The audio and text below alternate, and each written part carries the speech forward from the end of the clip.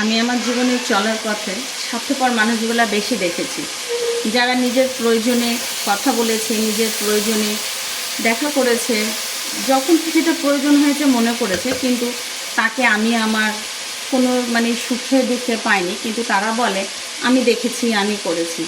তারা আমাকে কিছু দিলে সেটা ধার দিয়েছে, কিন্তু তাদের কথা যে তারা আমাকে দেখেছে, করেছে। কিন্তু আমি যদি কাউকে কিছু দিয়েছি, করেছি, সেটা কিন্তু আমি কখনো বলিনি যে আমাকে ফেরত দিতে হবে। আর আমি সবসময় চিন্তা করি আমার দ্বারা যদি কারো কোনো উপকার হয় সেটাই ভালো। কিন্তু যাদের জন্য চিন্তা করি বা ভাবি, তারা আবার আমাকে প্রয়োজনে ব্যবহার করে, তারাই আবার বলে তারা নাকি আমাকে খুব দেখেছে, করেছে। এই স্বার্থপর মানুষগুলোকে অনেক ভাবি জীবন থেকে, নিজের সব কিছু থেকে অনেক দূরে রাখবো, কিন্তু আসলে এরা দূরে সরে না, কারণ এরা খুব বহুরূপী। এরা কখনো আমার, কখনো আপনার, কখনো আরেকজনের, এরকমভাবে হয়ে তারা অভ্যস্ত, কারণ তাদের ক্যারেক্টারটাই তাই। তাদের জীবনে ভালো হওয়ার কোনো সুযোগ আসলেও সেই সুযোগটা তারা ব্যবহার করে না। আর আমি এই ধরনের মানুষগুলোকে অনেক চেষ্টা করেছি ঠিক করার, কিন্তু আসলে হয় না।